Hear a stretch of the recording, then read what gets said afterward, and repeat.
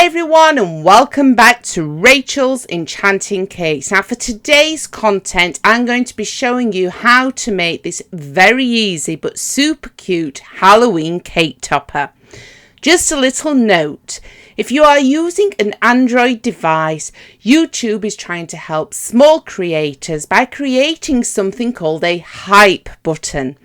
If you notice this under this video on your phone, if you click on there, it will help this video. Let's see what all the hype is about. Anyway, back to the content. Here we have some sparkly compost.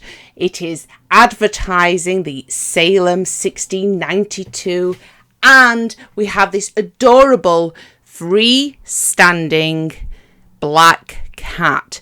Super easy to make because I use the correct equipment. Everything you need to know in a step-by-step format. Let's make a start.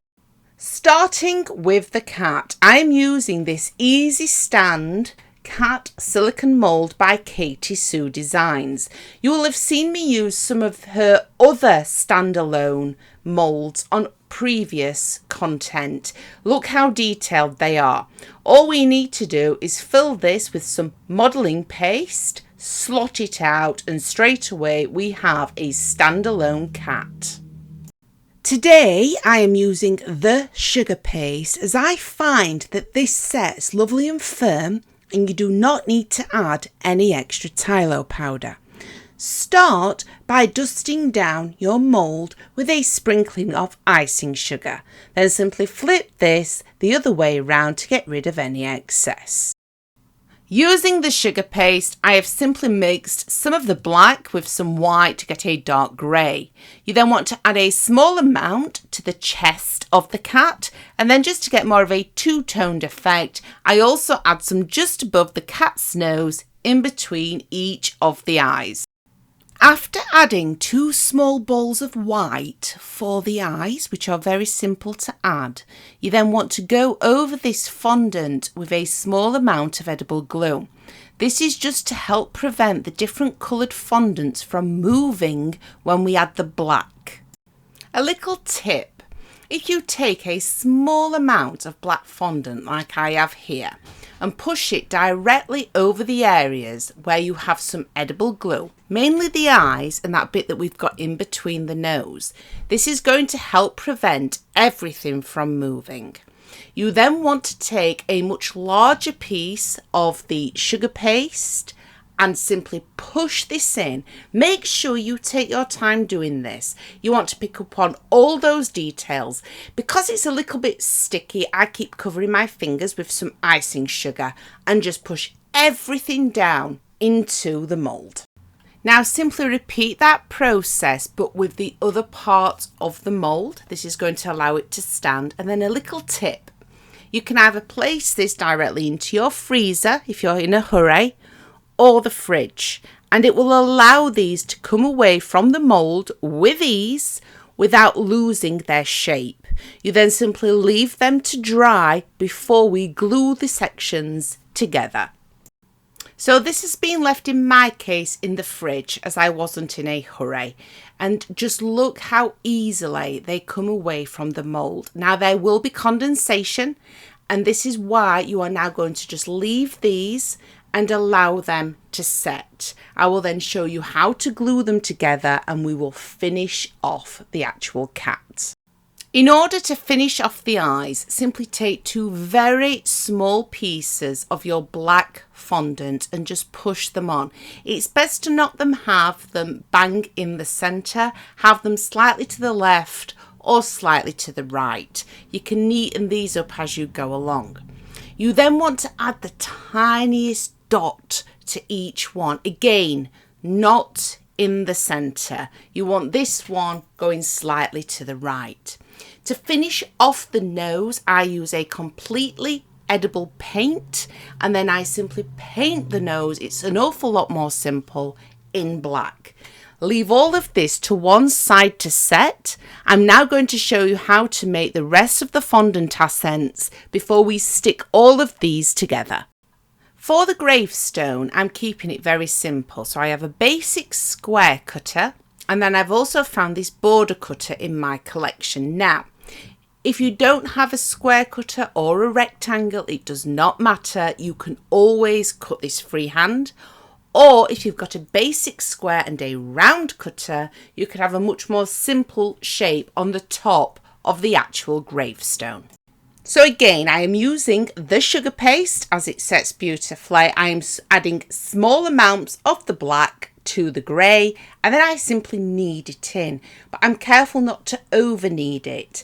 I want this lovely marble effect. It's very simple to achieve, but once you've rolled it out, you're only going to be able to use it a few times, because the more you do knead, obviously the colours incorporate an awful lot better. I start by then rolling this in between 5mm spaces. You can see how beautiful this marble effect actually is. The 5mm thickness will help it support itself once it has set. I then use a square cutter. Remember, you can always do this freehand, before taking the border cutter and just placing it gently on the top to add the indentation. Remember, you can use a circle cutter for this. This is just a cutter that I had in my collection. I then take a very, very sharp knife. I simply cut it into more of a rectangular shape, and then because I was unable to push all of that border cutter down, otherwise it would have gone into the rest of the gravestone, I simply cut away the excess. Now for the indentations, I'm using the Spellbound set by Sweet Stamp. You can use any sets that you have in your collection, or even paint this on instead. If you've never used Sweet Stamp before, if you just take some fondant on each letter that you require, simply do this and they come out of the set beautifully. I also have a small letter set that I purchased many years ago from Lakeland. You simply slot the different letters together just like this, and then you do it in reverse so that when you push it directly into your fondant, it leaves the indentation there. Now obviously we need to do this part before we leave the headstone to set. So simply start by lining up the Sweet Stamp if that's what you're choosing to use, and then I push them right into the fondant. I also try and keep the sides straight using my spacers. Then using that little letter set that I've just shown you, I place in the word Salem and the date just below it. Again, trying to keep the fondant neat. Now to take out Sweet Stamp, I then just use tweezers and gently pull each one of them away. This is ready now for you to leave to one side to allow to set before we paint it. Using the same edible paint that we used earlier and a very, very fine brush, I simply paint each of the indentations on the RIP section of the gravestone. This has been left to set overnight. Painting fondant is so much easier if you allow the surface to set first. Finally, for that standalone cat, because we have left the fondant to set, edible glue would be a bit more tricky to work with. So instead, I had a drip of melted chocolate. These are pre-coloured drips. You can just add normal milk chocolate if you choose to. I then use a small amount of kitchen roll to actually support the cat and simply stick this directly on top. Just allow the chocolate to set, and now we can start assembling our little decorated cake drum. Now, the fondant on this cake drum is very soft, which is extremely important in order to support the rest of the sugarwork. I have started by pushing the gravestone directly into the soft fondant, which has left an indentation so I knew where to apply the edible glue. I then simply push this directly in. Now remember, this has been left for a couple of nights to set. Once I have pushed it in, I then use a smoother on the fondant base just to make sure it's all tucked in properly. Remember, the fondant on your cake drum will also set once it has been left overnight, depending on the humidity. Due to this, everything on there will set absolutely beautifully, and you can apply this to your cake last minute. So just make sure it's completely vertical. You want it really straight. Take your time doing this. You don't want it leaning to one side or falling off. And remember, we do not have modelling paste on the drum. It is just fondant, but it will set. Then we simply want to repeat this with our freestanding cat. So again, I have pushed it into the soft fondant first, which has left an indentation so that I can apply plenty of edible glue. Once I have applied the edible glue, I place the cat directly on there and I push it into the fondant even more. Make sure it's completely vertical so that it can set beautifully, and it really is as easy as that. I'm now going to show you how to add that lovely edible sparkle and that compost that's got a little bit of a shimmer to it. It's very, very simple and very easy, and there are other alternatives that you can use if you don't want to use these particular products. Because I wanted sparkle, I then use a dark muscovado sugar. However, you can easily blend some bourbon biscuits and that makes a fantastic compost, but you're not going to get it as sparkly. Start by applying plenty of edible glue to your fondant. Now don't worry, this will dry. This is why we always make cake toppers in advance, just to allow them to set. You then simply just want to build up the compost using either the muscovado sugar or the bourbon biscuits, whatever you prefer.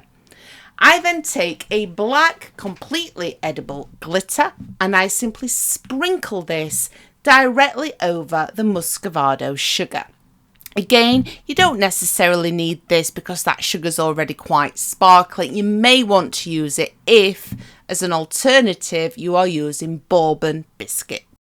So, how easy was that to actually make? Really simple. You can make these in advance and then obviously apply them to your Halloween celebration cakes. Happy baking, everyone. Thank you all for your amazing support, and I'll be back soon with an awful lot more new, completely free content.